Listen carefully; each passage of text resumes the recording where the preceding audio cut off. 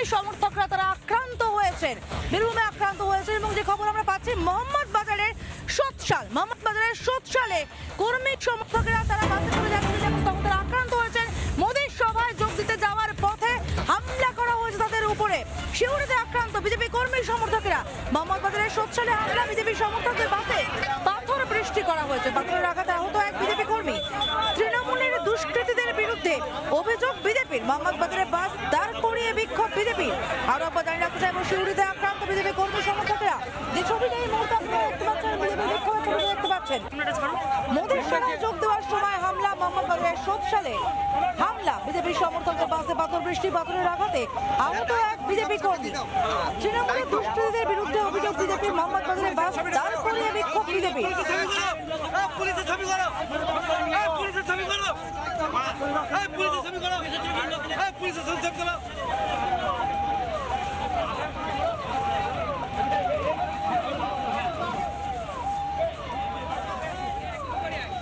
যে ছবিটা আপনারা এই মুহূর্তে দেখতে পাচ্ছেন, আহতদের তুলে নিয়ে যাওয়া হচ্ছে হাসপাতালে, সেই ছবিটা আপনারা দেখতে পাচ্ছেন। এবং মোদীর সভায় যোগ দেওয়া এটাই হচ্ছে অপরাধ।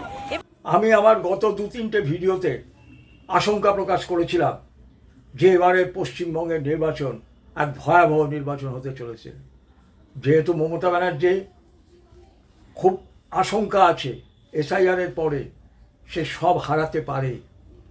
সব মানে পশ্চিমবঙ্গের যে সিংহাসন, পশ্চিমবঙ্গের মুখ্যমন্ত্রিত্ব, যাকে ব্যবহার করে তার পরিবার আজকে কোথা থেকে কোথায় চলে গেছে, সেই পশ্চিমবঙ্গের সেই যে মুখ্যমন্ত্রিত্ব এবারে চলে যেতে পারে।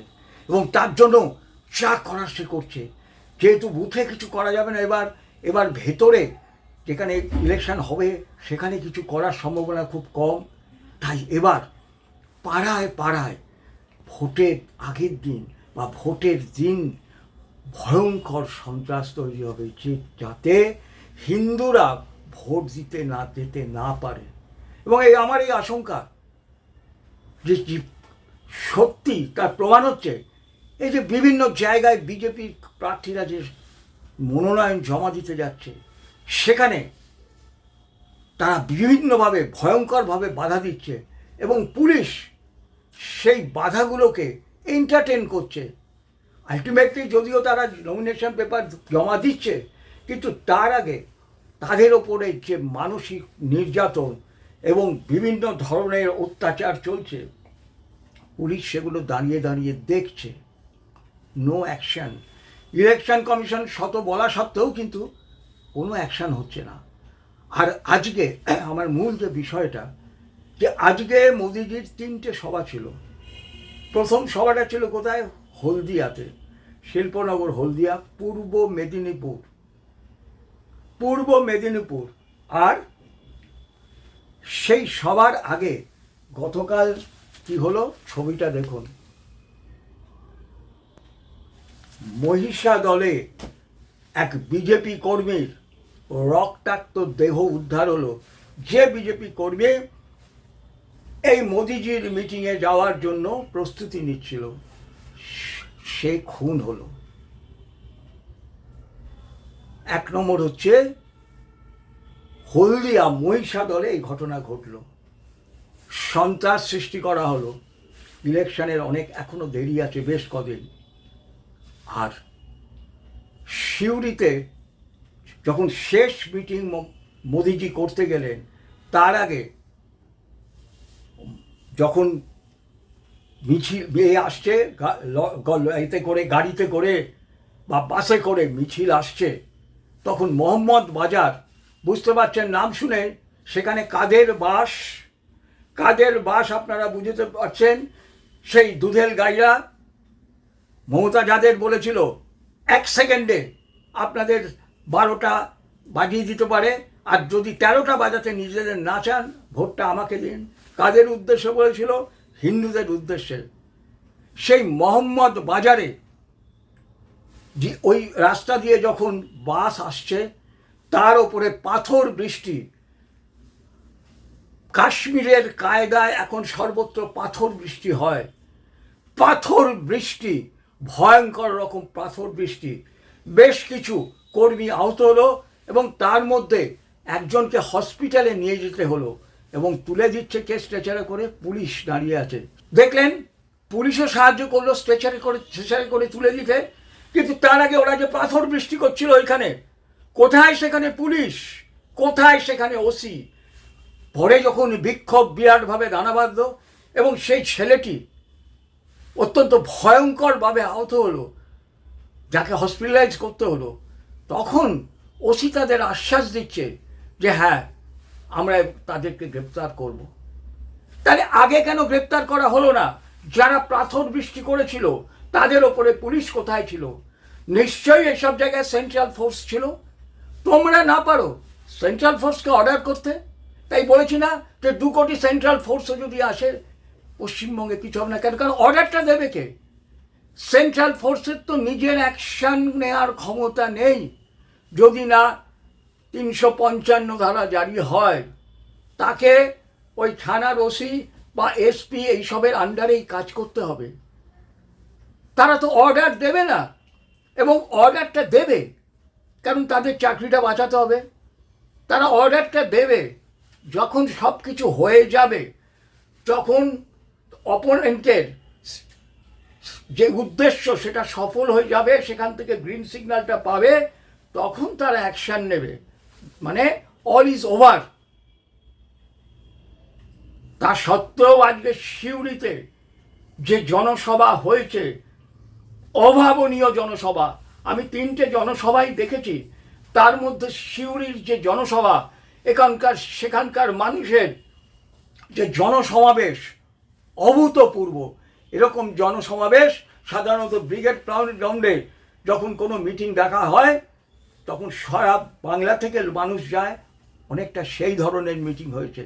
সেই বীরভূমের লাল মাটির দেশ, সেই বীরভূম শাক্তভূমির দেশ, সেইখানে যেখানে অনুব্রত মণ্ডলের চরম ঢাক বাজত, এক সময় গুড় বাতাসা বিলি হতো, সেই বীরভূম, যে বীরভূম শাক্তভূমি ছিল, সেই ভূমি আজকে হিন্দু ধীরে ধীরে মাইনরিটিতে পরিণত হচ্ছে। আর কাজল শেখের মতো নেতারা সেখানে মাথা তুলে দাঁড়াচ্ছে ক্রমশ। অনুব্রত মণ্ডলের অস্তমিত হয়ে যাচ্ছে, আর কাজল শেখের মতো নেতারা মাথা তুলে দাঁড়াচ্ছে। এখন সেখানে কাজল শেখ কি বাজাবে জানি না। সেই বীরভূমে পিঠ থেকে যাওয়া হিন্দুরা এতদিন পরে যারা রিয়ালাইজ করেছে রবীন্দ্র নজরুল করে আর কিছু হবে না, একে বৃন্তে 2টি কুসুম করে আর কিছু হবে না, হিন্দু মায়ের অসুখে যে বিরল গ্রুপের ব্লাড সেটা একমাত্র মুসলমান ছেলেই দিতে পারছে, এই সব ন্যারেটিভ তৈরি করে আমরা আর বাঁচতে পারবো না। যদি বাঁচতে হয় 2026-এ বিজেপিকে, জাতীয়তাবাদকে ঢেলে ভোট দিতে হবে, মোদিজির মিটিংয়ে আসতে হবে, সেখান থেকে মানসিক শক্তি অর্জন করতে হবে। সেইটাই আজকের মিটিংয়ে সিউড়িতে এত রকম বাধা সত্ত্বেও আজকে অভাবনীয় জমায়েত হয়েছে।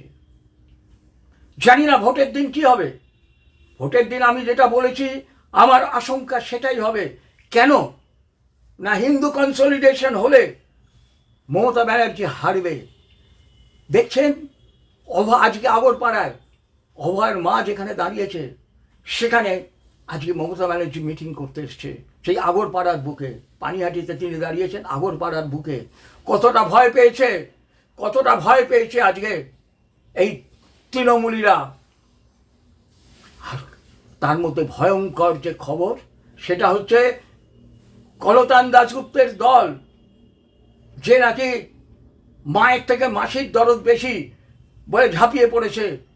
আমরা না থাকলে কোথায় কি হতো, আমরাই তো হুইসেল ব্লোয়ার।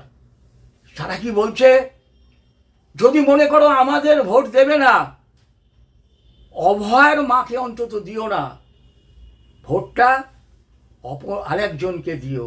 কাকে দিও বুঝতে পারছেন? তৃণমূলীকে দিও, তৃণমূলের ক্যান্ডিডেট দিও। এই যে তৃণমূল আর সিপিএমের পানিহাটির বুকে এই যে অলিখিত যে অ্যালায়েন্স হয়ে গেছে, অত্যন্ত মানে কি বলবো কদর্য অ্যালায়েন্স, সেই অ্যালায়েন্সের বিরুদ্ধে আজকে পানিহাটির মানুষকে রুখে দাঁড়াতে হবে। মোদিজির মিটিংয়ে সিউড়ির যে মিটিংয়ের যে জনগণের উপস্থিতি, সেই উপস্থিতি থেকে সেইখান থেকে আপনারা ইন্সপিরেশন জোগাড় করুন। পানিহাটির মানুষ যে শত বাধা, শত অত্যাচার, শত চরম চরম ঢাক আর গুজ বাতাসাকে উপেক্ষা করে আজকে সিউড়ির জনসভায় ওইভাবে যেখানে পাথর বৃষ্টি হচ্ছে মোহাম্মদ বাজারে, তার মধ্যে দিয়েও যেভাবে আজকে সিউড়ির সভা সফল হয়েছে, সেইখান থেকে আপনারা ইন্সপিরেশন নিন।